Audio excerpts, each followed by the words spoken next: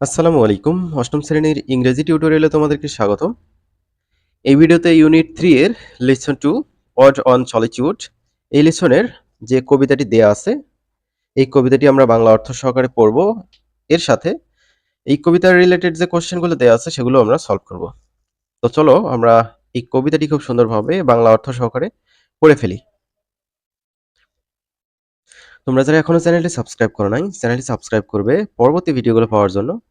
আর এই কাজের সলিউশনগুলো পেতে আমাদের ওয়েবসাইটে তোমরা ভিজিট করবা, সেখানেই পেয়ে যাবা।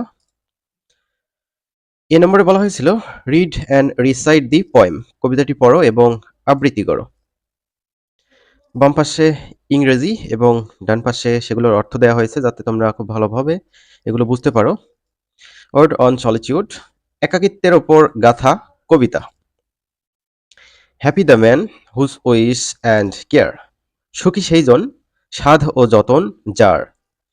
এ ফিউ প্যাটার্নাল একর্স বাউন্ড, সীমিত কয়েক একর পৃথ্বভূমিতে। Content to breathe his native air, সন্তুষ্ট যে তার আপন বায়ুতে নিঃশ্বাসে। ইন হিজ ওন গ্রাউন্ড, তার নিজ ভূমে বা তার নিজ ভূমিতে। Whose hearts with milk whose fields with bread, আছে যার দুধেল পশুর পাল শস্য ভরা মাঠ। Whose flocks supply him with attire, যার পশুরা যোগায় বস্ত্র। Whose trees in summer yield him shade, যার গাছগুলো গ্রীষ্মে দেয় ছায়া। ইন উইন্টার ফায়ার, শীতে দেয় তাপ। এর পরে 4 লাইন দেখো। ব্লেসড, সৌভাগ্যবান।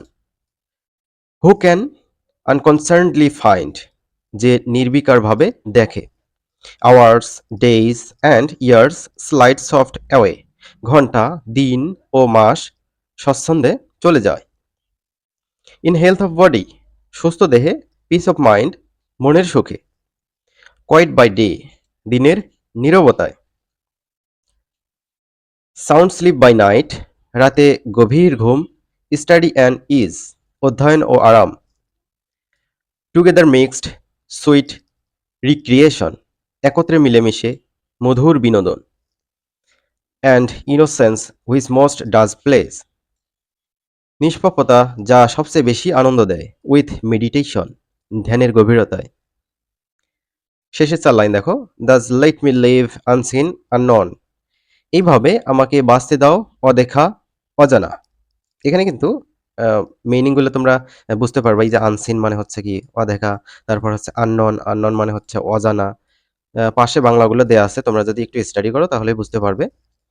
দাস আনলামেন্টেড লেট মি ডাই, এইভাবে আমাকে পরিতাপহীন মরণ দাও। স্টিল ফ্রম দ্য ওয়ার্ল্ড, পৃথিবী থেকে হারিয়ে যাই। অ্যান্ড নট এ স্টোন, এবং একটি পাথরও যেন। টেল হোয়ার এ লাই, বলতে না পারে আমি রয়েছি কোথায়। তো শিক্ষার্থীরা, আমরা কবিতাটি বাংলা অর্থ সহকারে পড়লাম। এবার এখানে কিছু কোশ্চেন দেওয়া আছে, এগুলো আমরা সলভ করব। Answer the questions. চলো আমরা এগুলো সলভ করি। 1 নম্বর, what things does a happy man have, একজন সুখী মানুষের কি কি থাকে। আনসার, কবিতা অনুযায়ী আমরা আনসার দেব। A happy man has a few acres of paternal land, flocks and trees.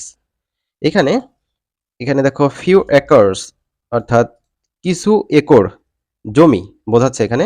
Paternal land মানে হচ্ছে পৈতৃক জমি বোঝায়। ফ্লক্স মানে হচ্ছে পশু, ট্রিজ মানে হচ্ছে গাছ। একজন সুখী মানুষের কয়েক একর পৈতৃক জমি, পশু এবং গাছ থাকে। এবার 2 নম্বর দেখো, বলছে how does he pass his time, তিনি কিভাবে তার সময় কাটান। Answer, he passes his time with study and is sweet recreation and sound sleep at night. তিনি অধ্যয়ন এবং আরাম করে, মজার বিনোদন এবং রাতে গভীর ঘুমের মাধ্যমে তার সময় কাটান। 3 নম্বর প্রশ্ন, how does he wish to die, তিনি কেমন মৃত্যুবরণ কামনা করেন। He wishes to die unlamented and quiet, তিনি পরিতাপহীন এবং শান্তিপূর্ণ মৃত্যু কামনা করেন। সর্বশেষ প্রশ্ন, how do you think you can be happy in life, তুমি কিভাবে জীবনে সুখী হতে পারবে বলে মনে করো।